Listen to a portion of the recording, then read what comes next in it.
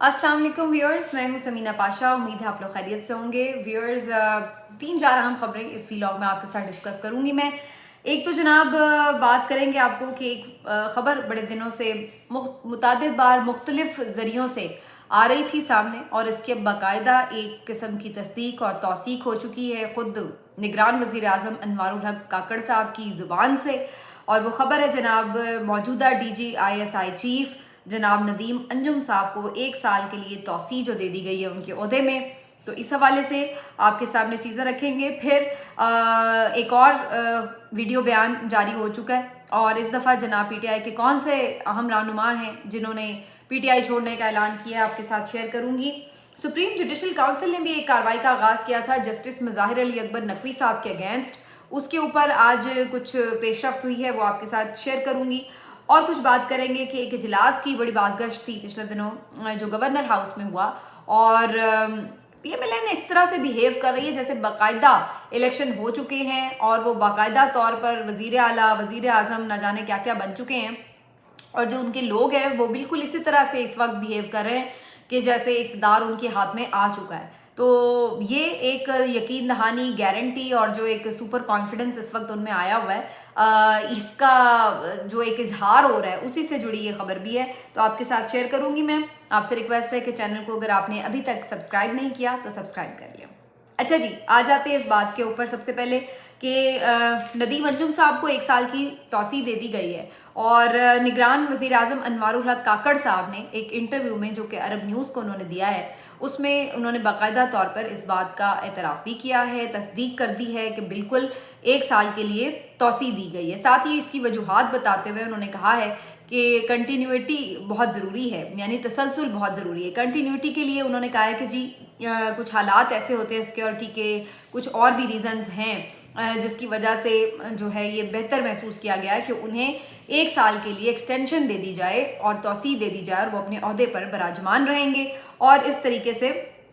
अब ये एक बाकायदा सबसे ऑथेंटिक किस्म की आप समझ लें तस्दीक सामने आ चुकी है। तो यूँ तो अगेन ये एक मामला है, सिक्योरिटी मसाइल तो हैं पाकिस्तान को इस वक्त, इसमें कोई शक की बात नहीं है। और अभी हम देख भी रहे हैं कि एक ताज़ा लहर भी है दहशत गर्दी की, तो इस हवाले से जो इंटेलिजेंस नेटवर्क है उसका आपस में एक कोऑर्डिनेशन, जो मामलात हैं वो यकीनी तौर पर बड़ी अहमियत इख्तियार कर गए हैं। तो ये तो अपनी जगह बात दुरुस्त है, लेकिन इसके साथ साथ एक पस मंज़र भी है जिसको देखना पड़ेगा कि इस तरह के हालात तो फिर पाकिस्तान से पिछले कई सालों से चल रहे हैं, और अगर हम इससे पीछे चले जाएं तो शायद इससे ज़्यादा भी बुरे हालात पाकिस्तान ने देखे हैं। लेकिन इसके बावजूद भी हम देखते हैं कि एक्सटेंशंस भी मिल जाती हैं बीच में, और कभी ऐसा भी होता है कि नए लोग भी आ जाते हैं। एक दफ़ा हमने देखा था कि ऐसी ही एक एक्सटेंशन की कोशिश की गई थी साबिक वज़ीर आज़म इमरान खान की तरफ से, और ये मौका था कि जब अफ़गानिस्तान से अमरीकी अफवाज का इनखला हो रहा था, और उस वक्त इमरान खान साहब का मौक़िफ़ ये था कि मुद्दत मुलाज़मत मुकम्मल होने के बावजूद उस वक्त के DG ISI जनरल फैज़ हमीद साहब को ओहदे पर रहना चाहिए, क्योंकि ये एक क्रूशल टाइम है, हालात ख़राब हो सकते हैं पड़ोस में, क्योंकि अमरीकी अफवाज जब एकदम से जाएंगी बगैर किसी पॉलिटिकल अरेंजमेंट के, तो वहाँ पर खदशा था कि नारकी भी हो सकती है अफ़गानिस्तान में, और वहाँ पर जैसे भी हालात होते उसका असर बराह रास्त पाकिस्तान पर भी आना था। तो इमरान खान साहब का मौक़िफ़ ये था कि फैज़ हमीद साहब को कंटिन्यू करना चाहिए अपने ओहदे के ऊपर, और इसी वजह से वो कुछ पसो पेश से काम ले रहे थे जनरल फैज़ हमीद साहब को ओहदे से रिमूव करते हुए, और नए ISI के जो चीफ़ है, मौजूदा जो चीफ़ है नदीम अंजुम साहब, उनको एज ए DG ISI तैनात करते हुए। खैर ये तो एक उनका वो मौक़िफ़ था कि जो ऑफिशियली था। इसके अलावा भी कुछ लोगों का ये ख्याल है, कुछ बाखबर सहाफ़ी ये खबर भी देते हैं और राय भी देते हैं कि उस वक्त इमरान खान साहब को इस बात का काफ़ी हद तक पता चलना शुरू हो चुका था कि कुछ मामलात जो हैं वो अपोजिशन के साथ चलना शुरू हो चुके हैं, और PMLN के साथ और दीगर जमातों के साथ शायद कुछ उनकी गवर्नमेंट के अगेंस्ट नया कोई अलायंस वगैरह बनाने के सिलसिले में भी बातचीत हो रही है। तो इस वजह से इमरान खान साहब को उसकी भी भनक पड़ चुकी थी, और शायद ये भी वजह है कि इमरान खान साहब अपने उस वक्त के काबिल एतमाद साथी जनरल फैज़ हमीद साहब को शायद अपने ओहदे पर इसलिए भी बरकरार रखना चाहते हों। तो बहरहाल इसकी तो मैं तस्दीक नहीं कर सकती, लेकिन जो बात ऑफिशियली वो अपने मौक़िफ़ में कह चुके हैं वो भी मैं आपके सामने रख चुकी हूँ। वजह कोई भी हो, as a prime minister Imran Khan साहब का ये एक इस्तेहकाक भी था कि अगर वो चाहते तो ये ऐसा कर सकते थे। توسیع بھی دے سکتے تھے, اور اگر وہ نہ چاہتے تو بجائے اس کے کہ کسی کو توسیع دیں وہ نئے ڈی جی آئی ایس آئی کو تعینات بھی کر سکتے تھے. بہت سارے لوگوں کا یہ خیال ہے کہ بنیادی طور پر جو اسٹیبلشمنٹ کے ساتھ ان کے تعلقات خراب ہونا شروع ہوئے, اس میں ایک بڑی وجہ اس تعیناتی کو لے کر کے اس پہ رکاوٹ ڈالنا یا اس کے اوپر پس و پیش سے کام لینا بھی عمران خان صاحب کی ایک غلطی تھی, جس کی بعد اسٹیبلشمنٹ سے ان کے تعلقات خراب ہونا شروع ہوئے. بہرحال اس کے اوپر اس وقت بحث جو ہے وہ موضوع ویلاگ نہیں ہے, اور اس وقت ہم بات یہ کر رہے ہیں کہ اس وقت بہت سارے لوگوں نے اس پر بڑی تنقید بھی کی تھی کہ عمران خان صاحب کو یہ نہیں کرنا چاہیے تھا, ایکسٹینشن نہیں دینی چاہیے. بذات خود اگر آپ مجھ سے بات کریں تو میں سمجھتی ہوں اصولی طور پر کسی کو بھی ایکسٹینشن دینا یا کسی بھی آرمی چیف کی مدت ملازمت میں توسیع دینا یہ بہت اچھی روایت نہیں ہے, اور ہمیشہ ہی اس کا خمیازہ جو ہے منتخب وزیر اعظموں کو بھگتنا پڑا ہے. اور پھر اس کے ساتھ ہم نے یہ بھی دیکھا ہے کہ خود اداروں میں بھی اس چیز کو زیادہ کوئی پسند نہیں کیا جاتا ہے, لیکن اس کے باوجود بھی اب تو یہ باقاعدہ قانون سازی بھی ہو چکی ہے جی ایکسٹینشن دینے کے حوالے سے. لیکن موجودہ جو آرمی چیف ہیں D G I S I, ان کی تعیناتی کو اب بہرحال وہ کر دیا گیا, لیکن اب اس بارے میں یہ کیا سوال اٹھانا جائز ہے کہ ایک نگران وزیر اعظم, اور وہ بھی ایسا وزیر اعظم جو اپنی ایک آئینی مدت سے تجاوز کر چکا ہے, اور اس کی اپنی آئینی حیثیت اس وقت کیا ہے یہ ایک الگ کوشچن مارک ہے, کیونکہ آئین تو یہ نہیں کہتا کہ 90 دن سے زیادہ کوئی نگران وزیر اعظم رہ سکتا ہے. تو اب وہ کس حیثیت میں کام کر رہے ہیں, اور پھر وہ اتنے بڑے بڑے فیصلے بھی کر رہے ہیں, تو اس کے اوپر ایک سوال الگ سے ضرور بنتا ہے. اور یقینی طور پر ہم سمجھتے ہیں کہ ندیم انجم صاحب ہوں یا کوئی بھی ان کی جگہ اور بھی افسر تعینات ہوں, سب قابل لوگ ہیں, اور یقینی طور پر اس میں یہ تو نہیں کہا جا سکتا کہ کوئی اور آئے گا اگر تو وہ نہیں سنبھال سکے گا چیزیں, وہ بھی بہتر انداز سے سنبھال سکتے ہیں, کیونکہ ماشاءاللہ پاکستان کے جو جرنیل ہیں وہ بڑے سب ایک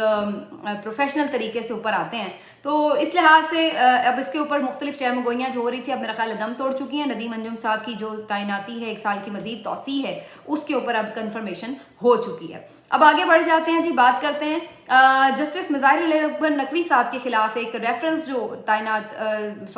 لایا گیا تھا سپریم جوڈیشل کاؤنسل میں, اس کے اوپر انہوں نے شو کاز نوٹس بھی کر دیا تھا. مظاہر علی اکبر نقوی صاحب نے اس شو کاز نوٹس کا تو کوئی جواب نہیں دیا, البتہ انہوں نے اس سپریم جوڈیشل کاؤنسل کے جو 3 ممبران ہیں اس کے اوپر عدم اعتماد کا اظہار کیا ہے. قاضی فائز عیسیٰ, سردار طارق مسعود صاحب اور نعیم اختر افغان صاحب کے بارے میں ان کا خیال یہ ہے کہ یہ بائسڈ جج ہیں اور ان کو نہیں ہونا چاہیے سپریم جوڈیشل کاؤنسل میں ان کے خلاف ریفرنس سننے کے لیے, کیونکہ یہ ان کے بارے میں اپنی رائے کا اظہار کر چکے ہیں, اور یہ مظاہر علی اکبر نقوی صاحب کو لگتا ہے کہ ان کے خلاف پہلے ہی اپنا مائنڈ بنا چکے ہیں, تو انہوں نے ان پہ عدم اعتماد کا اظہار کر دیا. اس پر بھی ایک الگ بحث چل رہی ہے اس وقت کہ بہت سارے لوگ یہ کہتے ہیں جی قاضی فائز عیسیٰ صاحب کے بارے میں جب ان کے خلاف ریفرنس آیا تھا تو بہت سارے لوگوں نے یہ کہا تھا کہ نہیں جی اب ریفرنس آ گیا ہے تو اچھی بات ہے, وہ اپنے حساب کتاب دیں, اپنے جو اثاثے ہیں ان کا جواب ان کو دینا چاہیے. تو پھر مظاہر علی اکبر نقوی صاحب اس بات کے پیچھے کیوں چھپ رہے ہیں کہ جی جوڈیشل کاؤنسل میں یہ کون ہے وہ کون ہے, پھر آپ کے اگر ہاتھ صاف ہیں تو آپ آ کے جواب دیں. تو اگین اس میں وہ بات آ جاتی ہے کہ جب موجودہ چیف جسٹس کے خلاف اس وقت بھی ریفرنس آیا تھا تو انہوں نے کوئی یہ نہیں ہوا کہ اس کا حساب کتاب دے کے وہ کلیئر ہوئے. انہوں نے اس بات کے اوپر اپنا ریفرنس لڑا تھا کہ کیا متعلقہ اداروں کو اس بات کا اختیار تھا کہ وہ کسی جج کے جو اثاثے ہیں ان کے اوپر تحقیقات کریں. تو اس ٹیکنیکل گراؤنڈ کے اوپر وہ وہاں سے بری ہوئے تھے, ایسا نہیں تھا کہ وہ انہوں نے کوئی تمام حساب کتاب دے دیا ہو. تو اسی طرح اب جو مظاہر علی اکبر نقوی صاحب ہیں یہ بھی بنیادی طور پر ٹیکنیکل ایک آبجیکشن لے کے آئے ہیں, اور دونوں حضرات کو میرا تو اپنا اس پہ موقف ایک اصولی سا ہوتا ہے کہ سب کو احتساب کے لیے تیار رہنا چاہیے, اور جس کے ہاتھ کلین ہو اس کو کوئی فرق نہیں پڑتا. لیکن جہاں تک یہ بات ہے کہ اگر کوئی متعصب ہو یا کوئی تلا ہی بیٹھا ہے کہ کسی نے کسی کو فارغ کرنا ہے تو پھر ایک الگ کہانی ہے. لیکن ادروائز اگر ایسا کچھ ہوگا بھی تو جب آپ چیزیں سامنے رکھ دیتے ہیں تو پھر پتہ تو چل جاتا ہے کہ کیس کس کا اسٹرانگ تھا اور کس کا اسٹرانگ نہیں تھا, کس نے متعصب فیصلہ دیا اور کس نے واقعی اپنے تمام اثاثہ جات کے حوالے سے money trail H and everything جو ہے وہ چیزیں سامنے رکھی ہیں. تو میرا یہ اس کے اوپر انالیسز ہے کہ ہونا تو یہ چاہیے کہ اپنے جواب دیں, لیکن اس کے ساتھ ساتھ یہ بھی بات ہے کہ مظاہر علی اکبر نقوی صاحب کے حوالے سے جو ان کے اپنے کنسرنز ہیں وہ یہ شو کرتے ہیں کہ جی یہ ججز جو ہیں ان کے خلاف بائسڈ ہیں. और माजी में हम देखते हैं कि जब कोई जज को किसी और जज पे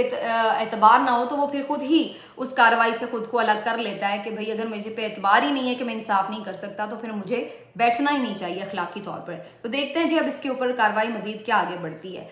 बाकी जी PTI के अहम रहनुमा हैं मियाँ असलम इकबाल साहब, जो कि सूबाई वजीर भी रह चुके हैं और इस वक्त तो मेरा ख्याल है वो लापता हैं। और जनाब उनके जो भाई हैं मियाँ अमजद इकबाल साहब, उनका एक वीडियो पैगाम आज आया है जिसमें वो ये कह रहे हैं कि वो आज़ाद हैसियत में इलेक्शन लड़ेंगे। इसके साथ उन्होंने ये भी कहा है कि उनका PTI से कोई ताल्लुक नहीं है और साथ ही उन्होंने कहा है कि जो उनके भाई अफजल इकबाल हैं उनका भी PTI से कोई ताल्लुक नहीं है। तो दो भाइयों ने आज PTI छोड़ दी है। इनके बारे में ये पता चल रहा है कि ये मजमूई तौर पर 6 माशाल्लाह से भाई हैं असलम इकबाल साहब के, और असलम इकबाल साहब की अभी कोई ऐसी वीडियो नहीं आई तो वो अभी तक PTI का ही हिस्सा हैं। और बाकी जो ये 2 लोग हैं, एक तो वो जो इकबाली बयान दे रहे हैं और दूसरे उन्होंने उनका नाम लिया है कि वो भी PTI का हिस्सा नहीं है, और ये दोनों हजरात ने ये ऐलान किया है कि ये आज़ाद इलेक्शन लड़ेंगे। तो वैसे तो अब इस तरह की वीडियोस जो हैं एक रूटीन का ही मैटर बन गई हैं, लेकिन बहरहाल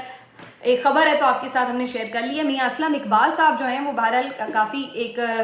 जिसको कह लें आपके पोटेंशियल कैंडिडेट हैं PTI की तरफ से, बड़ा अहम इनका हल्का है, इलेक्शन जीतते रहे हैं, पुराने साथी हैं और एक दफ़ा तो वजारत आला के उम्मीदवार भी थे ये। तो काफ़ी इंपॉर्टेंट है मियाँ असलम इकबाल, देखना ही है कि क्या वो भी टूट जाते हैं अपने भाइयों की तरह या फिर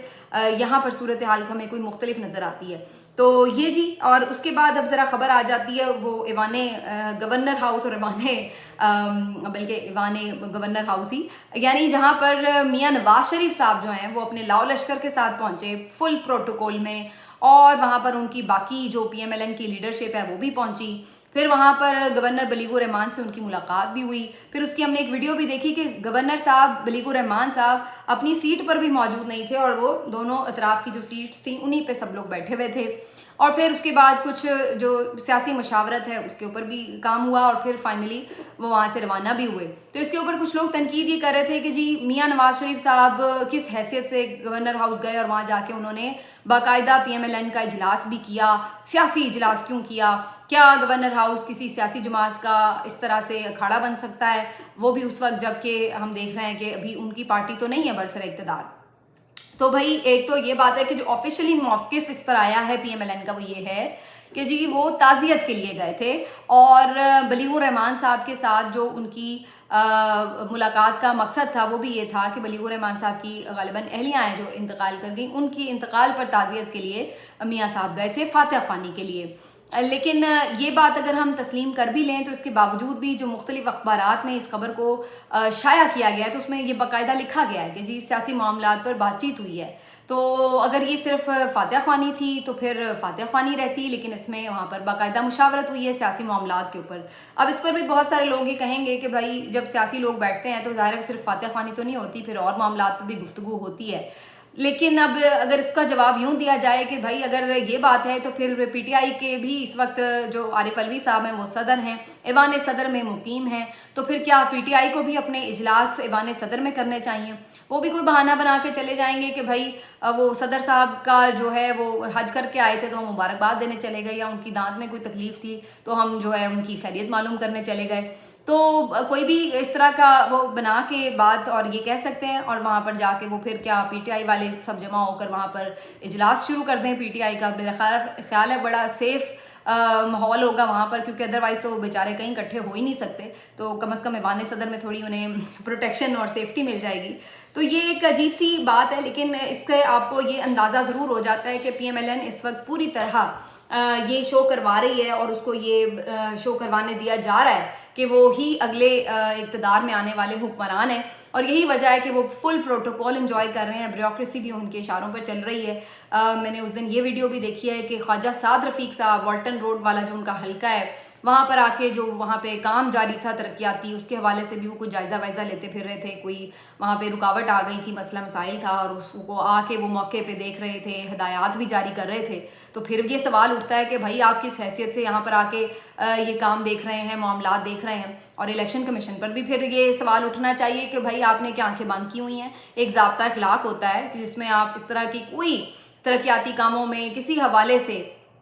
کوئی چاہ کر اس طرح کا انسٹرکشن یا کام نہیں کروا سکتے کہ جس کی وجہ سے آپ جو ہے یہ ضابطہ اخلاق کی خلاف ورزی کے مرتکب ہوں. لیکن اس وقت تو لگ رہا ہے کہ سارے سسٹم نے آنکھیں بند کی ہوئی ہیں, کسی کو ہی کچھ نظر نہیں آ رہا. تو پھر یہ والی جو پوری ایک آپ کو پکچر دکھائی جا رہی ہے اس میں یہ بتایا آپ کو جا رہا ہے کہ یہی ہیں آپ کے اگلے حکمران, اور اب آپ اس بات کو تسلیم کر لیں, ایکسیپٹ کر لیں. اور لوگ کچھ ایسے بھی ہوتے ہیں جو کہتے ہیں ہاں یار چلو کام تو ہو رہا ہے تو ٹھیک ہے, غلط طریقے سے ہو رہا ہے, صحیح طریقے سے ہو رہا ہے, ضابطہ اخلاق کے مطابق ہے یا نہیں, اصولی طور پر غلط ہے یا نہیں, اس بات کے قطع نظر بہت سارے لوگ اس بات پہ ہی مطمئن ہو جاتے ہیں کہ چلو کام تو ہو رہا ہے. تو یہ بنیادی طور پر مسائل ہیں ہمارے معاشرے کے بھی کچھ, جس کی وجہ سے ہم یہاں تک پہنچ جاتے ہیں. جب ہم ایک دفعہ ایک غلط چیز کو الاؤ کر دیتے ہیں تو پھر وہ سلسلہ دراز ہو جاتا ہے, اور یہی ہمیں اس وقت نظر بھی آ رہا ہے کہ ملک کا کباڑہ اسی وجہ سے ہو چکا ہے. تو بہرحال جناب اللہ خیر رکھے,